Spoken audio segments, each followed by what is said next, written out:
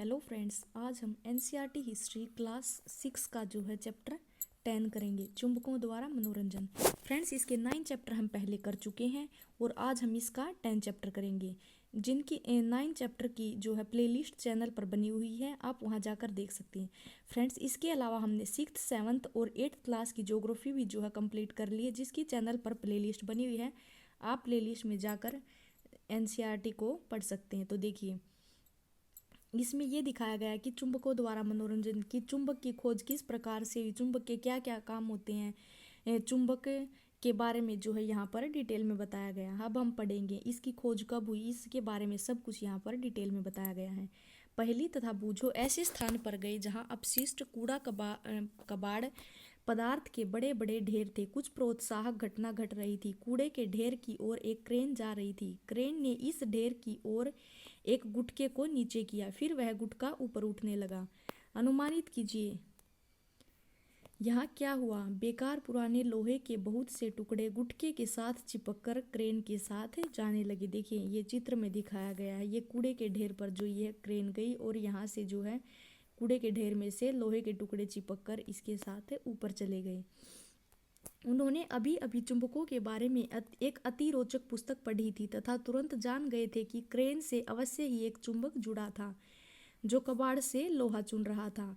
आप में से कुछ लोगों ने चुंबक अवश्य देखे होंगे तथा इससे खेलकर आनंद भी उठाया होगा। क्या आपने चिपकू यानी कि स्टिकर देखे हैं जो लोहे की सतहों जैसे अलमारी या रेफ्रिजरेटर के दरवाजों से चिपक जाते हैं? कुछ पिन धारकों होल्डरों में पिन होल्डरों से चिपके देखते हैं। कुछ पेंसिल बॉक्सों में ताले की व्यवस्था के बिना भी जब हम ढक्कन बंद करते हैं तो यह कसकर बंद हो जाता है। ऐसे चिपकू पिन धारकों तथा पेंसिल बॉक्सों में चुंबक लगे होते हैं। यदि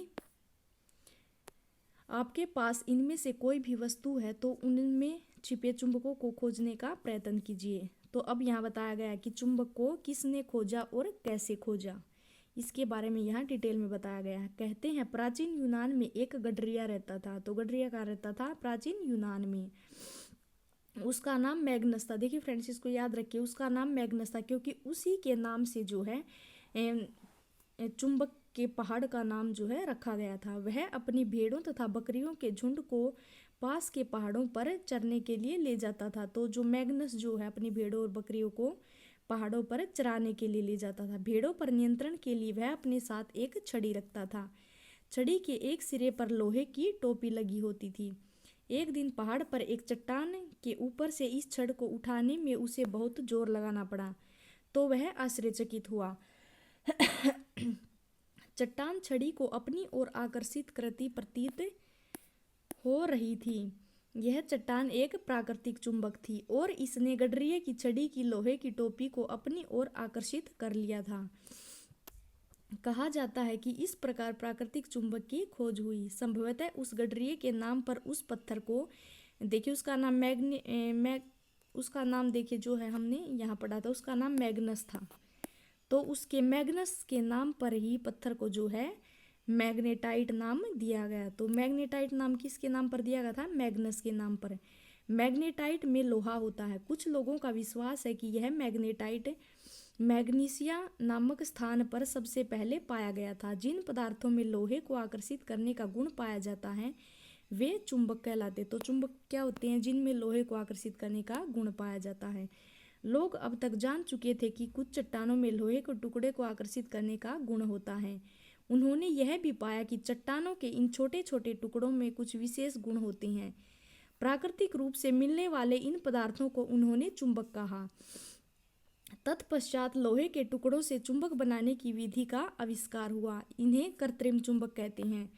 आजकल विभिन्न आकृतियों के कृत्रिम चुंबक बनाए जाते हैं। उदाहरण के लिए छड़ चुंबक, नाल चुंबक, बेलनाकार अथवा गोलांत चुंबक। चित्र 10.4 में ऐसे कुछ चुंबक दर्शाए गए। देखिए ऐसे चुंबक ये यहाँ पर जो हैं दर्शाए गए, विभिन्न आकारों के चुंबक।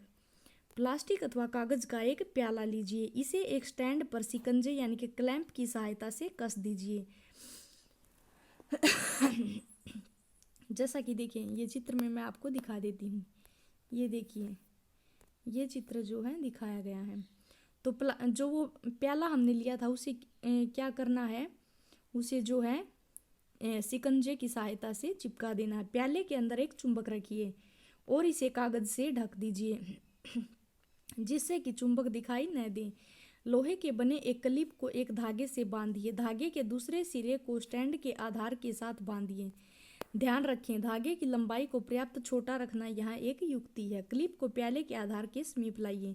क्लिप बिना किसी सहारे के एक पतंग की भांति हवा में रुका रहता है। ये देखिए जैसा कि इस चित्र में दिखाया गया है। चुंबकीय तथा अचुंबकीय पदार्थ हैं। आइए मैग्नस की भांति भ्रमण करें। इस बार हम केवल चुंबक तथा लोहे की स्थितियों को बदल देंगे। अब गडरिये की छड़ी के लोहे के सिरे पर एक चुंबक होगा। हर किसी हॉकी स्टिक, भ्रमण छड़ी तथा क्रिकेट के विकेट के साथ एक छोटे से चुंबक को टेप या गोंद की सहायता से चिपका सकते हैं। आइए अब हम विद्यालय के खेल के मैदान में मैग्नस भ्रमण पर चलें। हमारी मैग्नस छड़ी विद्यालय के मैदान से क्या क्या वस्तुएं उठाती है? कक्षा के कमरे में यह किन वस्तुओं को उठाती है? अपने आस पड़ोस से दैनिक जीवन में काम आने वाली विभिन्न वस्तुओं को एकत्र कीजिए। मैग्नस छड़ी से इनकी जांच कीजिए। आप एक चुंबक भी ले सकते हैं। इन वस्तुओं को चुंबक से छुएं तथा देखें कि कौन कौन सी वस्तुएं इनसे चिपकती हैं। अपनी नोटबुक में सारणी 10.1 की भांति एक सारणी बनाइए और अपने प्रेक्षण अंकित कीजिए। सारणी 10.1 का अंतिम कॉलम देखिए और उन वस्तुओं के नाम लिखिए जो चुंबकों द्वारा आकर्षित होती हैं। अब उन पदार्थों की सूची बनाइए जिनसे ये वस्तुएं बनी हुई हैं। क्या कोई ऐसा सर्वनिष्ठ पदार्थ है जो चुंबक द्वारा आकर्षित होने वाली सभी वस्तुओं में विद्यमान है? हम यह समझते हैं कि चुंबक कुछ पदार्थों को आकर्षित करता है जबकि कुछ पदार्थ चुंबक की ओर आकर्षित नहीं होते। जो पदार्थ चुंबक की ओर आकर्षित होते हैं वे चुंबकीय पदार्थ कहलाते हैं। जैसे लोहा है, निकिल है, कोबाल्ट है। तो चुंबकीय पदार्थ कौन कौन से हैं? लोहा, निकिल और कोबाल्ट। जो पदार्थ चुंबक की ओर आकर्षित नहीं होते वे अचुंबकीय पदार्थ होते हैं। सारणी 10.1 में कौन से पदार्थ हैं जो आपने अचुंबकीय पाए? क्या मिट्टी चुंबकीय पदार्थ है या अचुंबकीय? तो मिट्टी जो है एक अचुंबकीय पदार्थ है। लेकिन मिट्टी में अगर लोहे के कण होंगे तो वो जो है चुंबक से चिपक जाएंगे। बूझो आपसे यह प्रश्न पूछना चाहता है। एक दर्जी कमीज के बटन टाँक रहा था। उसके हाथ से सुई फिसलकर फर्श पर गिर गई। क्या आप सुई ढूंढने में दर्जी की सहायता कर सकते हो? किसी चुंबक को रेत अथवा मिट्टी में रगड़ें। चुंबक को बाहर निकालें। क्या चुंबक के साथ कुछ रेत अथवा मिट्टी के कण चिपक गए हैं? अब इन रेत अथवा मिट्टी के कणों को हटाने के लिए चुंबक को आराम से हिलाएं। क्या कुछ कण अब भी चिपके हुए हैं? ये मिट्टी से उठाए गए लोहे के टुकड़े, लोहे का बुरादा हो सकते हैं। तो जो मिट्टी से ये कण आए हैं ये क्या हो सकते हैं? लोहे का बुरादा। इस प्रकार के क्रियाकलाप द्वारा हम यह ज्ञात कर सकते हैं कि क्या किसी स्थान की रेत अथवा मिट्टी में लोहे कण विद्यमान हैं। अपने घर के पास, स्कूल में अथवा अवकाश के दिनों में भ्रमण किए गए स्थानों पर इस क्रियाकलाप को करने का प्रयास कीजिए। क्या चुंबक से चिपके लोहे के बुरादे की तस्वीर चित्र 10.6 में दर्शाई गई किसी प्रकरण जैसी है? आपने जो ज्ञात किया है उसकी एक सारणी बनाइए। यदि आप इस सारणी को भरते हैं और इसे पहेली तथा बूझों के पास भेजते हैं तो वे देश के विभिन्न भागों की मिट्टी में पाए जाने वाले लोहे की बुरादे की मात्रा से तुलना कर सकते हैं। वे आपके साथ इस जानकारी को बांट सकते हैं। अब देखिए चुंबक के ध्रुवों के बारे में हम यहाँ पढ़ेंगे। हमने देखा कि मिट्टी में चुंबक रगड़ने पर लोहे के कण यदि उपस्थित हैं चुंबक से चिपकते हैं। क्या आप चुंबक से चिपकने के ढंग की कुछ विशेषता देखते हैं? एक कागज की शीट पर लोहे का बुरादा फैलाइए। इस शीट के ऊपर एक छड़ चुंबक रखिए। क्या आप देखते हैं कि क्या लोहे का बुरादा चुंबक के सभी स्थानों पर एक समान रूप से चिपकता है? क्या आप चुंबक के किसी भाग में किसी अन्य भाग से अधिक लोहे का बुरादा चिपका हुआ देखते हैं? देखिए ये छड़ चुंबक से चिपका हुआ लोहे का बुरादा, ये जो है इसके ध्रुवों पर ज़्यादा चिपका हुआ है। चुंबक से